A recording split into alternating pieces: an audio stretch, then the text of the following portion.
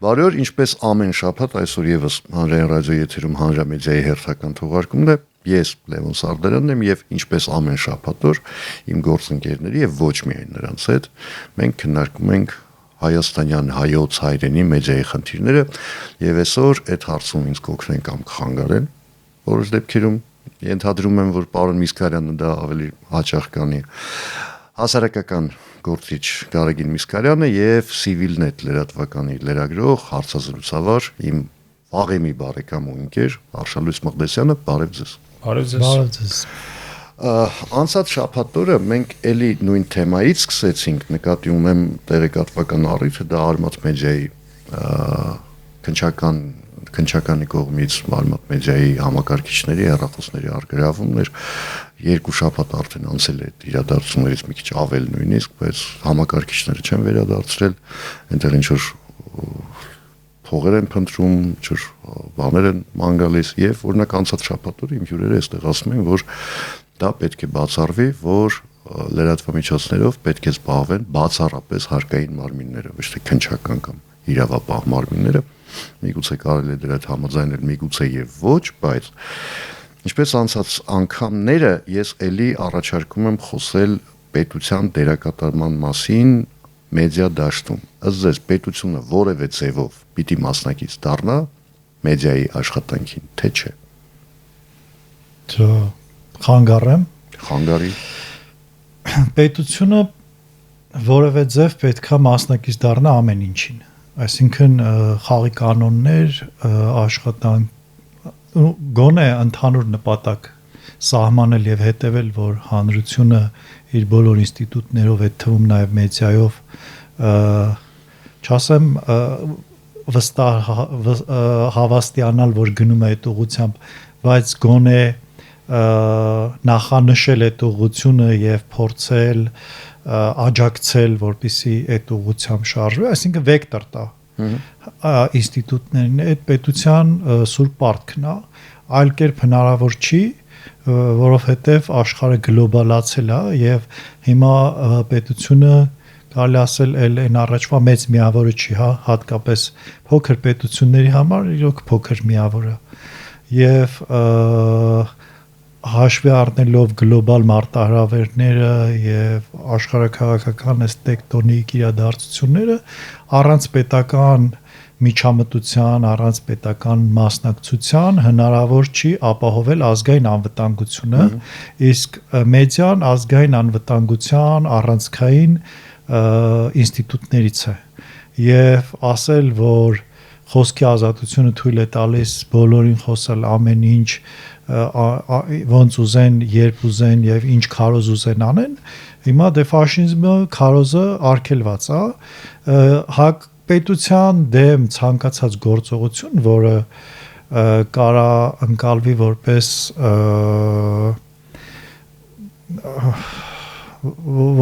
քայքայիչ բնույթ կրող, հանրային կապերը, վստահությունը փչացնող, այսպես ասած, ինքը լուրջ ռիսկ է, բայց սա անցումային պետությունների համար շատ ակտուալ, որի ինչպիսին հանդիսանում ենք մենք։ Այլ խնդիր է, որ այդ պետությունը, որ այսօր պայքարում է արտաքին ուժերի դեմ եւ դրանց շրջանակներում մեդիա դաշտում գործող այն ուժերի կամ այն միավորների դեմ, ովքեր իր կարծիքով խարխլում են պետականության հիմքերը, ինքը պետքա նախանշի, թե այդ պայքարի արդյունքում մենք ուր ենք ուզում հասնենք։ Եթե այդ պայքարը նրա համար է, որ գործող իշխանությունը միշտ վերարտադրվի, այդ խնդիր է։ Բայց եթե այդ պայքարը նրա համար է, որ հանրային դաշտը մաքրվի եւ նոր առողջ միավորներ ձևավորվեն, այդ թվում նաև քաղաքական միավորներ, դրան է միտված, դա լրիվ ուրիշ բան է։ Գոնե այս պահի դրությամբ ես այդ խնդիրը տեսնում եմ, որ պայքար կա, բայց նպատակը չի երևում։ Պետությունը պետք է մասնակցություն ունենա, թե ոչ, տարբեր պետություններ, տարբեր աստիճանի մասնակցություններ են ունենում, տարբեր քաղաքական ռեժիմներում կամ պետական համակարգերում տարբեր այդ մասնակցությունները իսկապես տարբեր են։ Մեդիան ստերիլ կամ, չգիտեմ, վակուումային ինչ որ միջավայրում չի գործում, տարբեր ազդեցություններ է իր վրա կրում, այդ թվում պետական։ Այսինքն պետությունը երբ որ օրինակ օրենքներ է սահմանում, դա մասնակցություն է մեդիա դաշտին, թե մասնակցություն չէ։ Մասամբ այո։ Մեծ հաշվով մասնակցություն է, հա, խաղի կանոններ է սահմանվում, ըստ էության նաև տարբեր դեմոկրատական հասարակարգերում ավելի լայն եւ ընդգրկուն քննարկումների արդյունքում մեդիայի ներկայացուցիչների հետ, ոչ դեմոկրատականներում ավելի փակ, այսպես քննարկումների եւ նեղ ոչ այդքան ներառական քննարկումների տեսքով, բայց այնուամենայնիվ տարբեր պետություններ տարբեր մասնակցություններ ունենում են։ Երբ որ կա օրինակ տարբեր պետություններում տարբեր աստիճանների ազատության մեդիաներ, որոնք պետական ֆինանսավորմամբ են գործում, հա, սա մասնակցություն է թե ոչ, մասնակցություն է անշուշտ։ Կան տարբեր երկրներ, ամենադեմոկրատական, որտեղ կան մեդիաներ, որոնք էլի պետական ֆինանսավորում են ստանում, հա, հանրային միջոցներից են սնվում։ Ամենադեմոկրատական, դա պետական մասնակցություն է թե ոչ։ Օրինակ հիմա որ պետությունը խոսում է, Հայաստան պետությունը խոսում է նրա մասին, որ մեդիաները ապագայում այդ թվում մեդիաները ապագայում հնարավորություն կարող է ունենալ սնվել հարկային միջոցներից, այսինքն մարդիկ իրենց հարկերից հետ վերադարձներից եւ այլն համընդհանուր հայտարարագրման համակարգում կարողանում են մասհանումներ անել նաեւ մեդիայի համար, հա, սա մասնակցություն է թե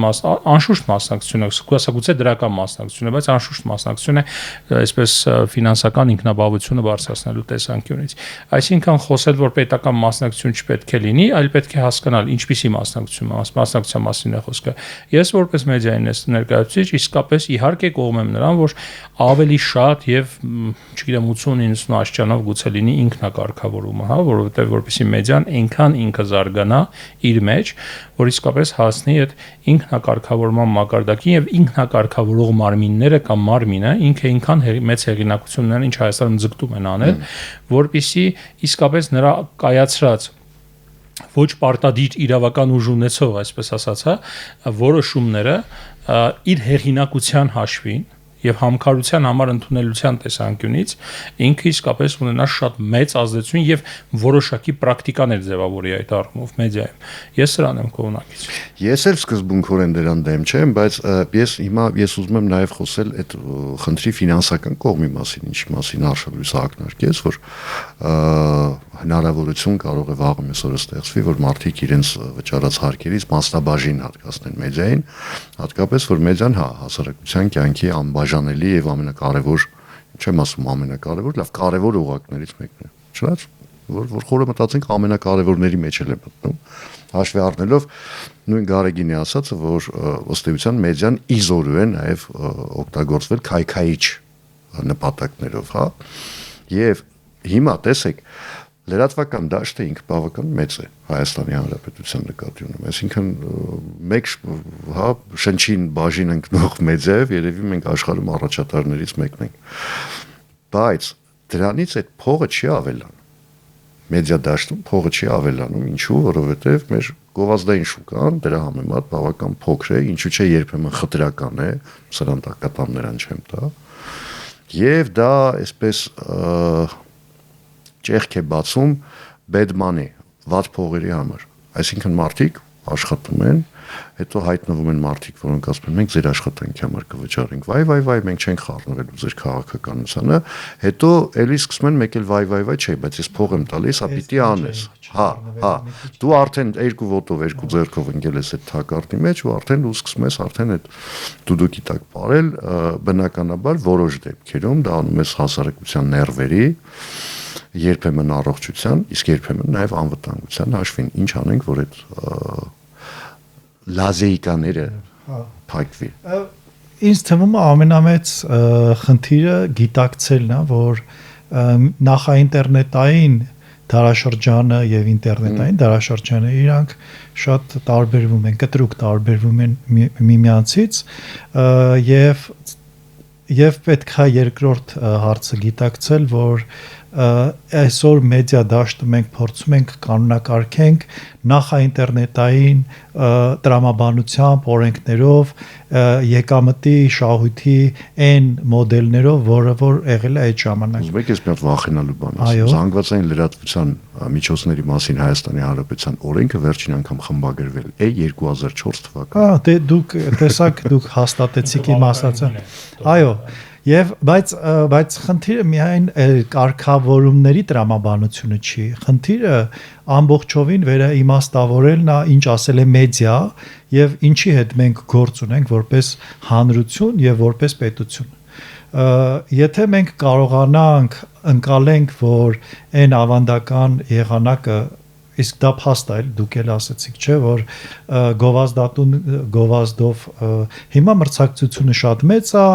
առանձին անհատներ ավելի շատ դիտումներ ունեն երբեմն YouTube-յան ալիքներով, որում պետությունը մասնակցել է այնքանով, որ սահմանափակել է գովազդի շուկան, որովհետև այս ինչ բաները արգելվեցին գովազդել, հետո այն ինչ բաները արգելվեցին գովազդել, ոգելից խմիչքներ,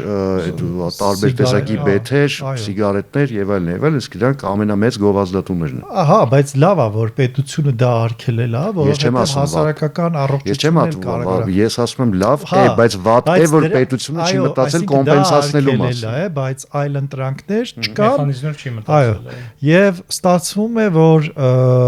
երկու տեսակի մեդիա է ձևավորվում, հա, հանրային, որը պետական կամ, չգիտեմ,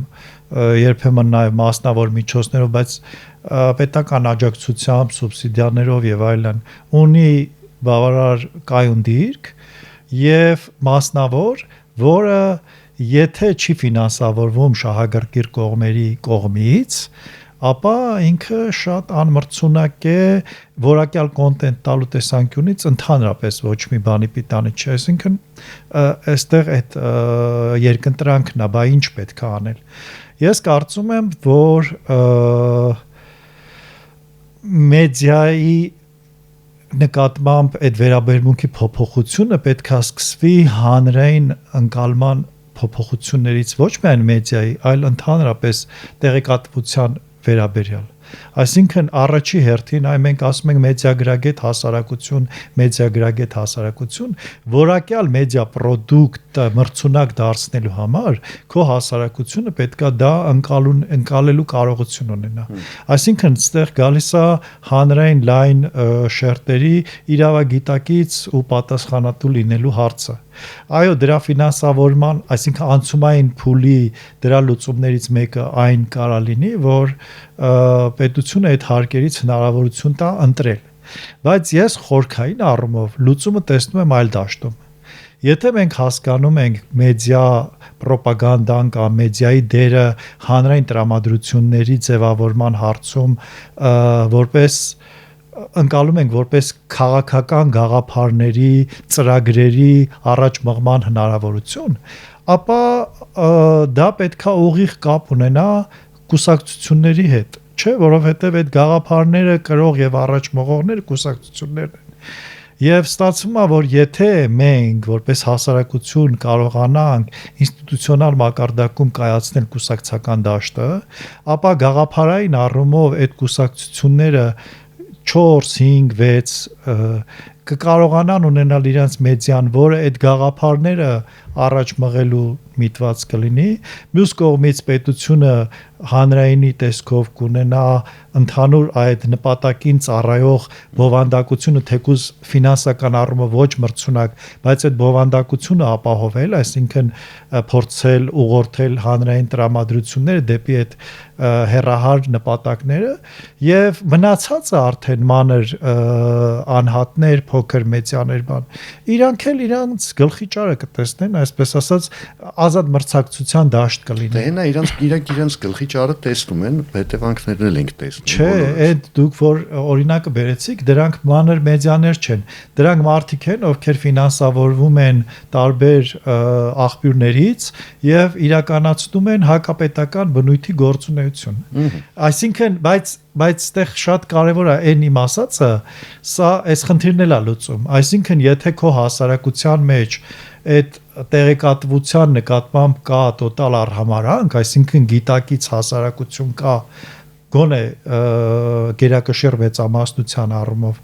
ապա ինքը դառնում է անմրցունակ եւ անիմաստ։ Հա, կարան ինչ որ ծայրահեղական փոքր խմբեր, լրատվականներ լինեն, դրանք կարան նույնիսկ Հայաստանում չլինեն, դրսից ֆինանսավորվեն, բայց քո դիմադրողականությունը կարող է բարձր լինել եւ դու կարող ես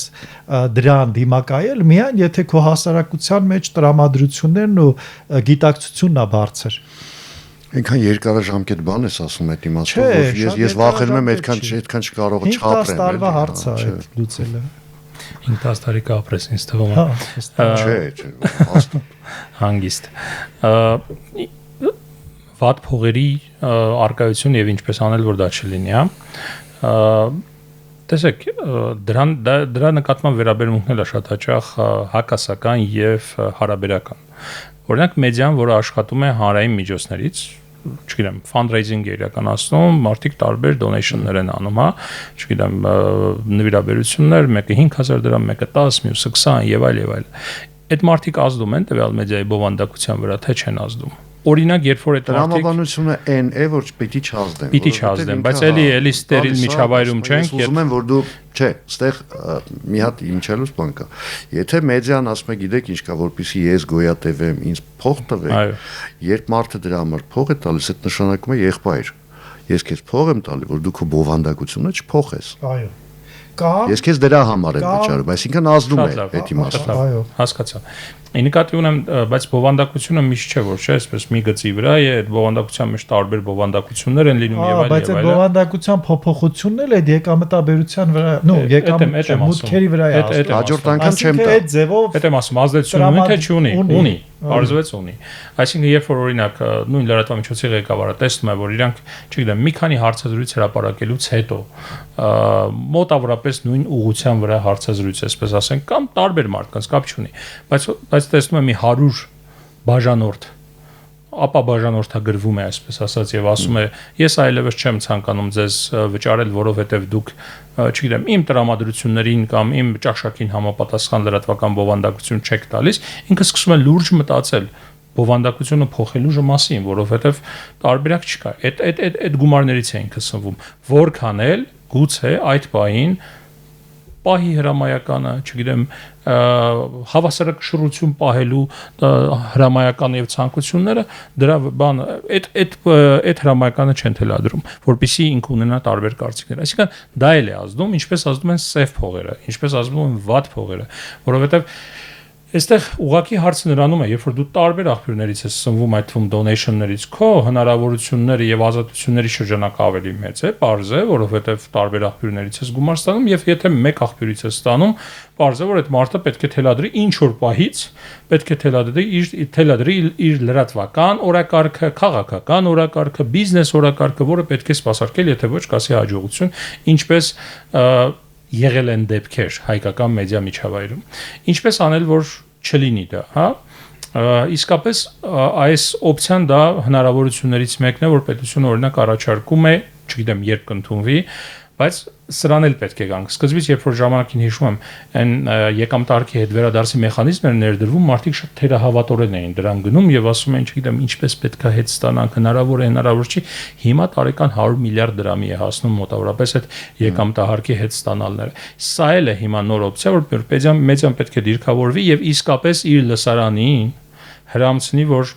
հարգելի լսարան, հարգելի ռադիո ունկնդիրներ կամ չգիտեմ հեռուստադիտողներ, ընթերցողներ եւ այլը, մենք այդ ձեր մասանումների կարիք ունենք, որպեսզի ձեր լրատվական հանրային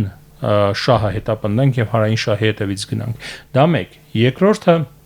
իհարկե գրանտային տարբեր միջոցներն են, որ մեդիան պետք է փորձի ներգրավել, եթե անկախ մեդիա է, այստեղ էլ կա այսպես գայթակղություն կախվածության մեջ ընկնել միայն գրանտային միջոցներից շատ հաճախ երբեմն լինում է մեկ գրանտային այսպես մեկ դրամաշնորհային այո մեկ դրամաշնորհային աղբյուրներից դա էլ է խնդիր որովհետև մեկ է նաև չմոռանանք որ դրամաշնորհների դեպքում լինում են բանկերի նման ժամանակին որ անում են մանր շրիֆտով գրած ինչ որ բաներ կան որը բարդ չի ընկալել իրանից ինչա պահանջում եկել հանգարց է որ գրանտը ավարտվելուց մի կես տարի առաջ ասում են բա դու այս բաները պետք է անես ասպով ոնց ասպով չգիտեմ դա գուցե չեմ հանդիպել գուցե բայց չեմ շղթում դրա գոյության իրավունքը բայց այնուամենայնիվ դա էլ կա այսինքն պետք է փորձես հնարավորինս բազմազանեցնես քո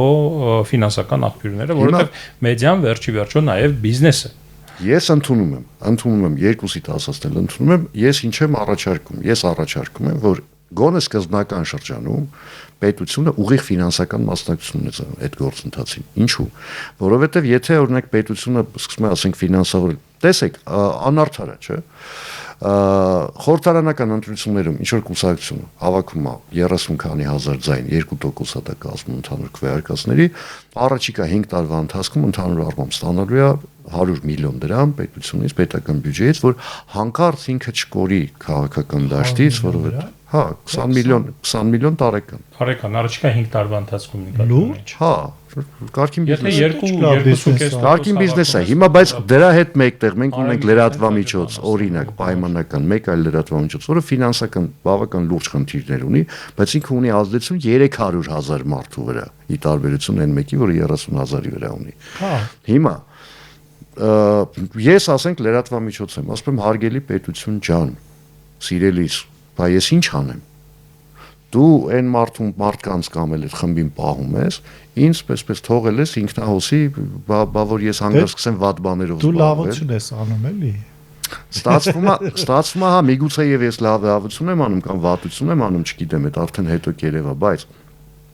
ես առաջարկում եմ ինչ-որ ժամանակ պետություն ուղիղ մասնակցություն ունենա, հասարակությանը ցույց տա, որ տես հասարակական գումարներով մեդիան ոնց է փոխվում։ Բայց ինչ լավ պրոդուկտ է տալիս։ Հիմա այնտեղ օրինակ 30,000 շեմա ենթադրենք սահմանած եւ 5 տարվա համար ընտրություններին մասնակցել։ Մեդիայի դեպքում ինչ չափանիշ է։ 2 տարվա մարդկա մի հոգին 200,000 հետևորդ ունի, օրինակ YouTube-ում, որ մեդիական արդեն գալիս են դրան, որ նախ պետքա սահմանվի ինչա իրանից ներկայացնում լրատվամիջոց, այսինքն որ դեպքում պետությունը մասնակցություն կարող է ունենալ, որ դեպքում չի ունենալու։ Ասենք օրինակ Գեգամ Նազարյանը առաջարկում էր, ասում էր թող լինի այսպես, լրատվամիջոցը համարվում այն մարմինը, որը ունի, ասենք, առնվազն 7 լրագրող, նվազագույնը 7 լրագրող, ունի SSS տեխնիկան եւ այլն, այսինքն որոշակի պայմաններ է սահմանում, ասես դրանից այն կողմ դու արդեն անհատ ձեռնարկատեր ես, դու լրատվամիջոց չես, դասական իմաստով։ Հա ես դասական լրատվամիջոցների հետ գործ ունեմ, այդ իմաստով, որ դա տարբերակ։ Այսինքն 7 հոգի միավորվեն 200,000 հետևորդ ունեցող չգիտեմ, այդ կարա համարվի լրատվամիջոց։ Դե չի կարող համարվել, այդ լրատվամիջոց է։ Չէ, 7 հոգի, ամեն մեկը առանձին ալիքներ ունի, բայց իրար հետ այսինքն միասնական հարթակ պիտի լինի։ Այդ Լևոն, այդ գաղափարը բավական շուտվանից քննարկվում է հայկական մեդիա դաշտում բավական երկար։ Ֆոնդի գաղափարը։ Ես դրա համար ես վերակենդանացել եմ, որովհետև ես էլ եմ հուսահատվել արդեն այս հիմնադրամ ձևավորել այդ հիմնադրամը ունենա պետական մասնակցություն ֆինանսական տեսքով եւ ունենար նաեւ միջազգային կազմակերպությունների, դոնոր կազմակերպությունների աջակցությունը, կարծեմ կար նաեւ ուսումնասիրված բավական լավ տարբերակ թե որքան պետքա լինի այդ նախնական կացոլի գումարը, կացայի գումարը, որպեսի այդ գումարը աշխատի, այդ գումարը, այսինքն ինդաումենտի շնորհիվ, հա, ներդրումների շնորհիվ գումարը աշխատի եւ այդ գումարը ընդհանրապես դրամագլխին ձեռք չտան, այլ աշխատած գումարներից արդեն բաժանեն մեդիային, բայց ծրագրերով, այսինքն նախ որն է մեդիան, մի հատ հասկանանք, որ լրատվամիջոցներին կարող ենք տալ, ինչ կրիտերիաներով, եւ երկրորդը ծրագրային, այսինքն եթե չեմ սխալվում, հա, ինչ որ կոնկրետ ծրագրի համար մեդիան ներկայացնում է ծրագիր եւ այդ ծրագրի ֆինանսավորման համար ուրեմն բյուջե եւ այդ բյուջեով ստանում է գումար։ Նման տարբեր երկրներում նման փորձեր կան։ Օրինակ Գերմանիայում ընդհանրապես հակառակ կա հեռուստատեսության հարկ։ Ցանկացած մեկը դու նայում ես հեռուստատեսություն, չես նայում հեռուստատեսություն, եթե բնակվում ես Գերմանիայում, անգամ քաղաքացի չես էական չի, բայց եթե արդեն հարկ ես վճարում, ուրեմն դու հետ հեռուստատեսության հարկը պետք է վճարես։ Երկրորդը սա բարձր չէ, ուղղված է նրան, որ հանրային հեռուստա եթերը հանրության կողմից ֆինանսավորվի։ Երկրորդը կա, օրինակ ես հանդիպեցի մեր այցերից մեկի ժամանակ Նիդերլանդներում, եթե չեմ սխալվում, հատկապես ռեգիոնալ մեդիան, ռեգիոնալ լրատվամիջոցները կենտրոնական կառավարությունից այդ դրամաշնորհների տեսքով գումարներ էին ստանում, ինչու կենտրոնական, որովհետեւ տեղական իշխանություններից կախվածություն չունենային իրենք։ Եվ իրականացնում են իրենց գործունեությունը։ Բայց այստեղ էլ խնդիր կա։ Ինչ խնդիր օրինակ, չէ՞, մեդիան պարզը ազատ խոսքի, ազատ, չգիտեմ, կարծիքի մասին է։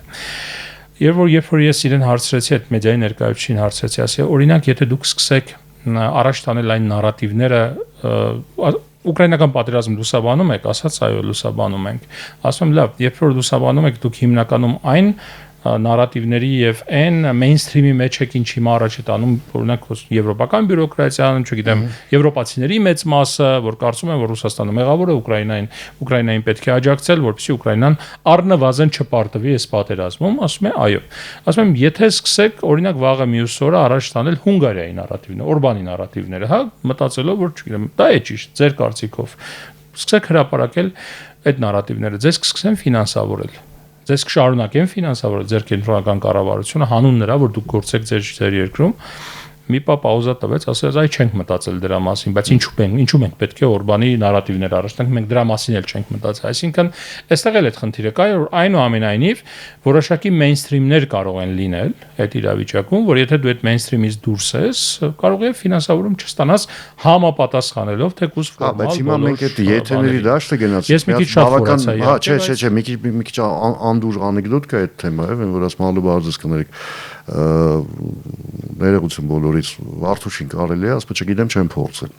Հիմա այս այդ տարբերակը դառա, չգիտենք, եթե հանգարց նարատիվը փոխվի։ Չէ, նկատի ունեմ գաղափարը լավն է, մեկ ընդհանուր կացա ունենալ, այդ կացա նախ ինչպես է կառավարելու նաև այդ գումարները, ով է կառավարելու, պետական մասնակցություն լինելու է թե ոչ, լինելու է ամբողջությամբ հանրային մասնակցություն, նկատի ունեմ մեդիա փորձագետներ, մեդիա կազմակերպություններ, ինչ որ մարդիկ, մեդիայի ներկայացուցիչներ եւ այլ, մեխանիզմը կարելի է մտածել։ Մի ներկայացուցիչ գոնե ունենալու է թե ոչ, որտեղ ամեն դեպքում պետությունը գումար է տալիս, պետությունը հանրային միջոցներից գումար է հատկացնում դրան։ Որ գարիկը դեմ է։ Ես դեմի հարց չի, այսինքն մենք ուզում ենք ինչ-որ բան անենք, բայց նպատակը չենք սահմանել։ Հիմա մենք ինչ ենք ուզում անել։ Եթե մենք ուզում ենք նախ ինչի համար այդ մեդիան, ինչ է տալու մեդիան, ինչ պրոդուկտ է ստեղծելու, ինչ նպատակ ունենք մենք, ինչի է ֆինանսավորում պետությունը, այս հարցերը 20 տարի առաջ ունեին պատասխան, հիմա չկա դրանց պատասխանը, որովհետև